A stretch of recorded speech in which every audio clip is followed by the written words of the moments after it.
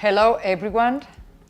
Today in this coffee with CMEM, we are very lucky because we have today here with us Janet Salazar. Janet Salazar just came from New York and she has established her own business, Salazar Holding Group, that operates in international environment, and from the philanthropic side, she has been appointed as executive chairman of the Foundation of supported of the United Nations.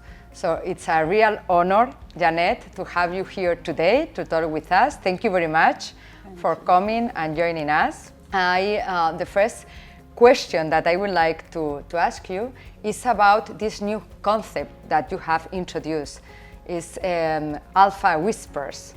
Could you tell us a little bit about this concept? What does it mean and what is your plan with it? Thank you very much, and I'm really happy to be here, Marlon. Thank you for having me. Alpha Whisperers is a timely answer that I wanted to put out there in the leadership context in terms of reframing how influence and power dynamics work at the top level of leadership. I want to reframe that in such a way that when leaders make their decisions, I want them to humanize that decision. Mm-hmm. You know, see people instead of numbers, as an example. When they decide, or when a president decides, as an example, what policies to implement, what executive orders to sign for the country, I want him to consider people and what the impact of that would be to his constituents for a good way, in a good way, you know, instead of just seeing them as statistics or numbers. And whisperers is what we don't know behind these alphas. The presidents are advisors and strategies and councils. And a lot of times what people don't know is that they exert more power and influence a lot of times, you know, than the alphas themselves. So these whisperers that I call, these alpha whisperers, I believe play a very crucial role in the decision-making process.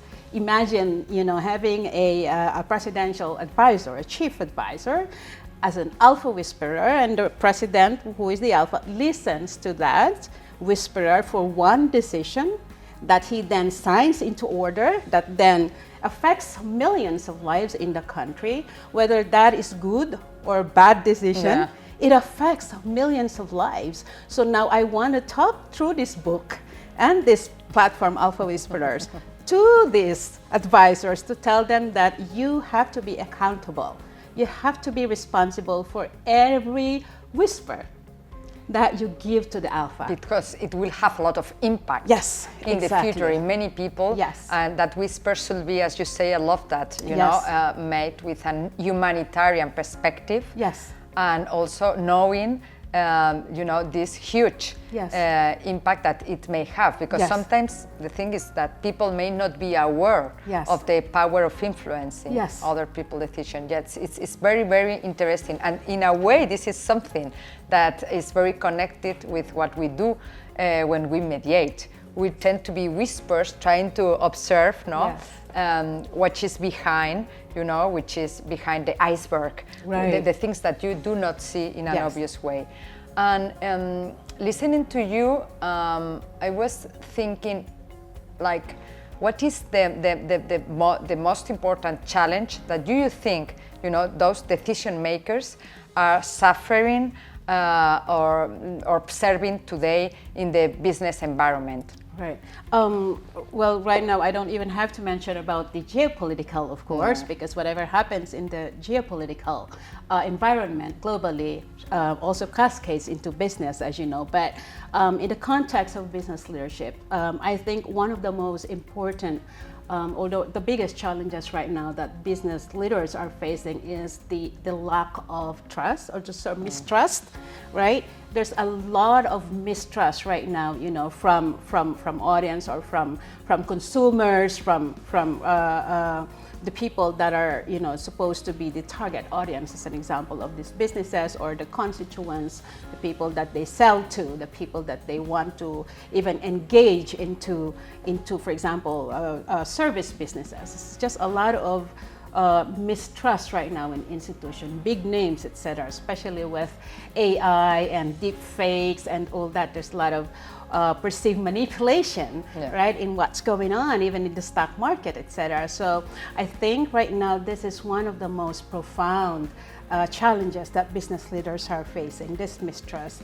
And also I think in so many countries, there's always a lot of times the murky relationship between the political and the economics or the business. So right now, with so many polarization that's going on in the political sphere, the business sector is being dragged into it a lot of times, yes.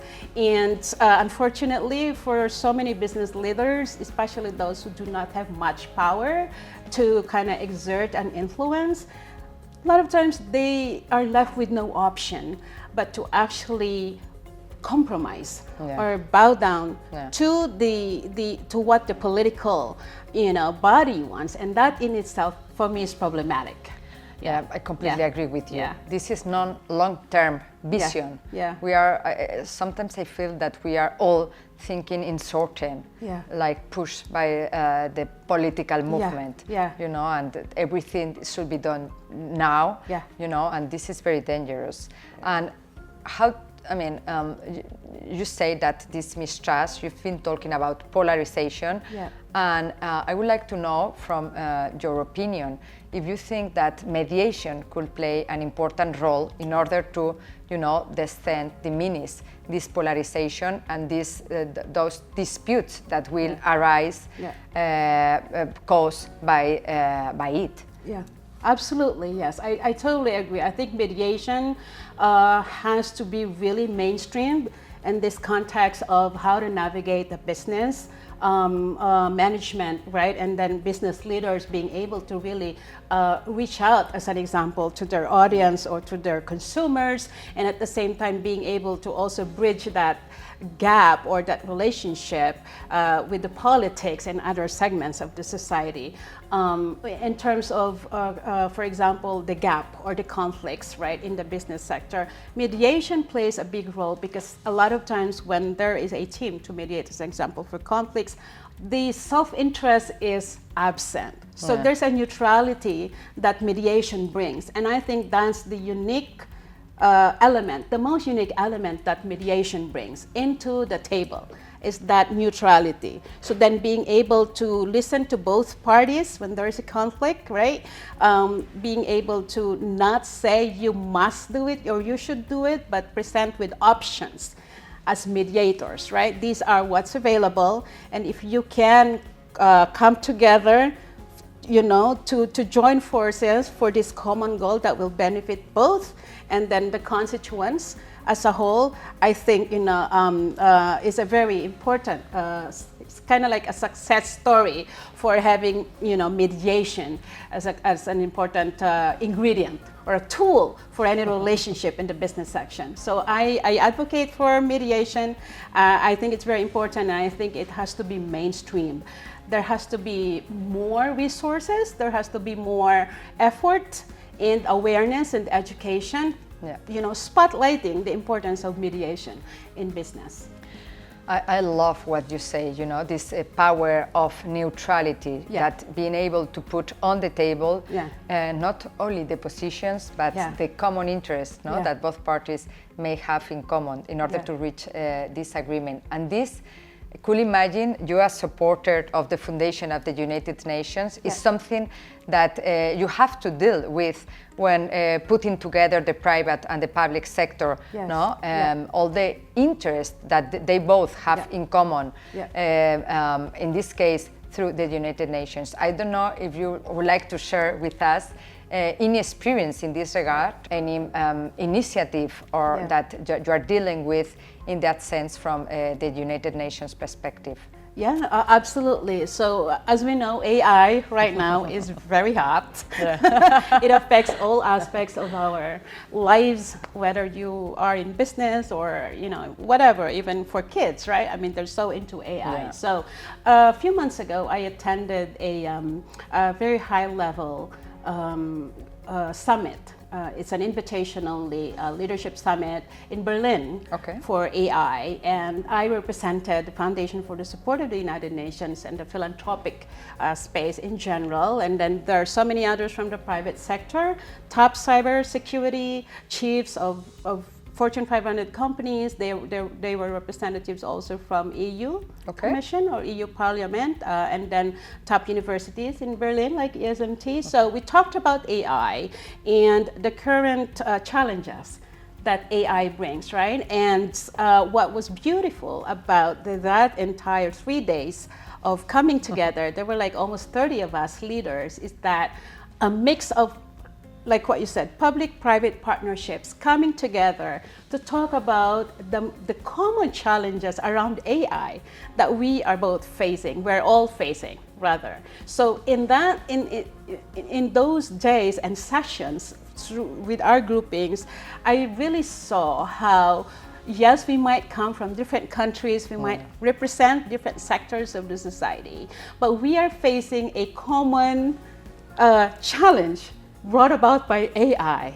We're all facing cybercrime, cybersecurity issues, deepfake and all that, you know, and so it gave me really a realization of the importance of the work that I am a part of, which is public-private partnerships. And at the end of that 3-day summit, we came up with like 8 shared goals that we will be moving forward collectively as a group, you know, to follow through. So that was also when integration is a method for convening was deployed. So it's a methodical way of coming together as a group, identifying challenges behind AI, and then giving solutions that will benefit all of us participants, regardless of our space. So that, I love that. Yeah, that clearly showed you how public-private partnerships is really effective when it comes to this because context. At the end, the key point of that meeting, as in every meeting, is to reach an agreement. Exactly. You know, to reach an move agreement. Forward. Yeah. Yes. And not only to reach an agreement, but for the participants to really commit that after this, you know, after this, this is the key for me. Commit. This word, because at the end, when someone imposes a decision, it, like the probability that this decision will be complied in a voluntary way, it is very small. However, when you reach an agreement because you really believe in it, like, and you can introduce different methodology. This you've been talking about this one, which I would like to know a little more. Maybe in other occasion, we will have to have another to repeat this coffee next year. We will do so. But when you reach, because there is that will, then the probability that this agreement will be compliant and follow, it's much higher. Thank you very much, Janet, for sharing it. We are really grateful to have you here, and we hope to have your support to help us to push mediation on international business environment. Absolutely. So we love more leaders thinking like you with this humanitarian side as well of this culture of agreement, you know, to put that on the table. So thank you very much. Thank you so much, Marlene. Delighted to be here.